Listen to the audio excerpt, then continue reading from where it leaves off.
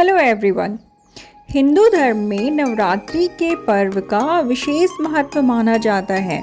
ये पर्व माँ दुर्गा को समर्पित होता है।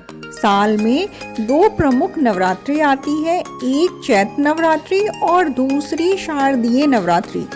इसके अलावा साल में दो गुप्त नवरात्रि भी आती है। आश्विन मास के शुक्ल पक्ष की प्रतिपदा तिथि को शारदीय नवरात्रि की शुरुआत होती है। यह पर्व 9 दिनों तक चलता है और इस पर्व के 9 दिन माँ दुर्गा के 9 अलग अलग स्वरूपों को समर्पित है, जिन्हें नवदुर्गा के नाम से जाना जाता है। इन 9 दिनों में भक्त उपवास रखते हैं, मंदिरों में जाते हैं और माँ दुर्गा की विशेष पूजा अर्चना करते हैं। दुर्गा अष्टमी और नवमी को कन्या पूजन किया जाता है। इसी के साथ नवरात्रि पर्व का समापन हो जाता है और अगले दिन दशमी तिथि को दशहरा मनाया जाता है। तो माना जाता है कि नवरात्रि के दौरान माँ दुर्गा अपने भक्तों पर विशेष कृपा बरसाती हैं। यह बुराई पर अच्छाई की जीत का प्रतीक भी माना जाता है। पंचांग के अनुसार आश्विन मास के शुक्ल पक्ष की प्रतिपदा तिथि का आरंभ 3 अक्टूबर की सुबह 12:19 से होगा और इसका समापन अगले दिन 4 अक्टूबर की सुबह 2:58 पर होगा। तो उदया तिथि के अनुसार शारदीय नवरात्रि 3 अक्टूबर दिन गुरुवार से आरंभ होगी और इस पर्व का समापन 12 अक्टूबर के दिन शनिवार को होगा। नवरात्रि के पहले दिन यानी 3 अक्टूबर को कलश स्थापना करने के साथ साथ माँ दुर्गा के पहले स्वरूप माँ शैलपुत्री की पूजा अर्चना की जाएगी और व्रत रखा जाएगा। तो इस वर्ष घट स्थापना यानी कि कलश स्थापना का शुभ मुहूर्त 3 अक्टूबर की सुबह 6:15 से सुबह के 7:22 तक रहेगा। इसके साथ ही कलश स्थापना के लिए एक और शुभ मुहूर्त है जो कि अभिजीत मुहूर्त है। ये सुबह 11:46 से लेकर दोपहर के 12:47 तक रहेगा। इस दौरान भी कलश स्थापना की जा सकती है। इस साल दुर्गा अष्टमी 11 अक्टूबर को मनाई जाएगी और इस दिन कन्या पूजन भी किया जाएगा। वहीं इस साल महानवमी भी 11 अक्टूबर को ही मनाई जाएगी, लेकिन नवमी का हवन 12 अक्टूबर को होगा और इस दिन शनिवार है। शारदीय नवरात्रि में माँ दुर्गा के आगमन के लिए उनके वाहन का विशेष महत्व बताया जाता है। इसे शुभ और अशुभता का प्रतीक माना जाता है। तो इस साल शारदीय नवरात्रि में माँ दुर्गा पालकी पर सवार होकर आएंगी और देवी पुराण में पालकी की सवारी को बहुत शुभ माना गया है। अब हम जानेंगे कि माँ दुर्गा के प्रिय भोग कौन कौन से हैं और हमें किस दिन कौन से भोग लगाने चाहिए। तो नवरात्रि के पहले दिन घट स्थापना की जाती है। इस दिन माँ दुर्गा के पहले स्वरूप शैलपुत्री की पूजा की जाती है और माँ शैलपुत्री हिमालय की पुत्री हैं, तो उनको सफ़ेद रंग पसंद है। इसके साथ ही उनको गाय के घी का बना भोग लगाना शुभ माना जाता है। तो नवरात्रि के पहले दिन गाय के घी से बना हुआ हलवा, रबड़ी या मावे के लड्डू का भोग लगा सकते हैं। दूसरे दिन माँ ब्रह्मचारिणी की पूजा की जाती है। तो माँ ब्रह्मचारिणी को पसंद है शक्कर और पंचामृत। तो नवरात्रि के दूसरे दिन आप माँ के भोग के रूप में शक्कर और पंचामृत का भोग लगा सकते हैं।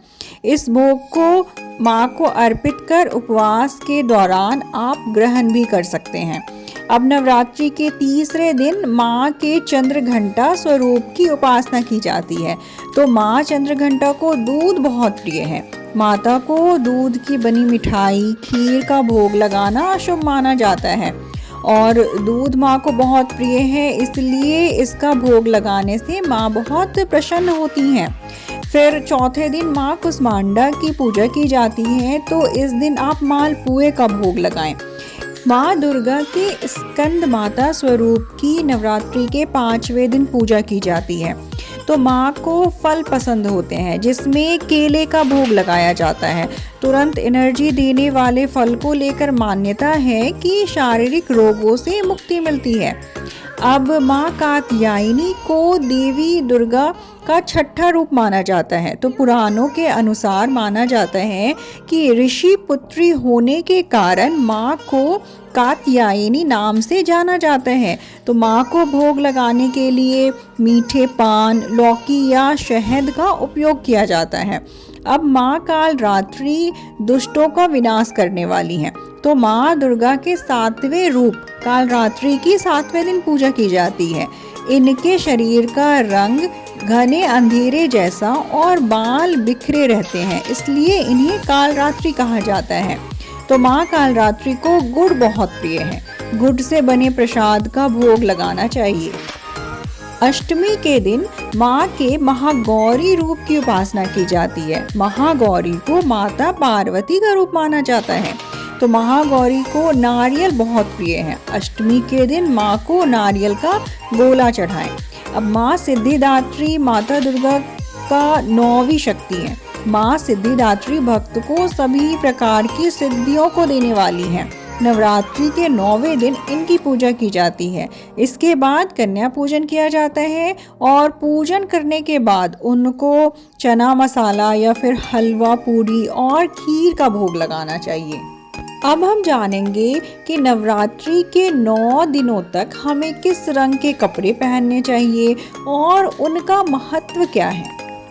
नवरात्रि के पहले दिन पीले रंग के कपड़े पहनने चाहिए ताकि जीवन में खुशियां और सकारात्मकता बनी रहे। वहीं नवरात्रि के दूसरे दिन हरे रंग के कपड़े पहनने चाहिए। यह भक्त के जीवन में नई शुभ शुरुआत का प्रतीक है और देवी से अपने जीवन में शांति लाने की प्रार्थना करें। नवरात्रि के तीसरे दिन ग्रे रंग पहनना चाहिए। यह रंग बदलाव और बेहतरी के लिए रूपांतरण का प्रतीक है। वहीं नवरात्रि के चौथे दिन आपको नारंगी रंग के कपड़े पहनने चाहिए। इसका निश्चित रूप से मतलब है कि आपको खुशी, रचनात्मकता और बहुत सारी सकारात्मक ऊर्जा का आशीर्वाद मिलेगा। यह व्यक्ति को बिना किसी नकारात्मक भावना के शांत मन से समस्याओं से निपटने में मदद करता है।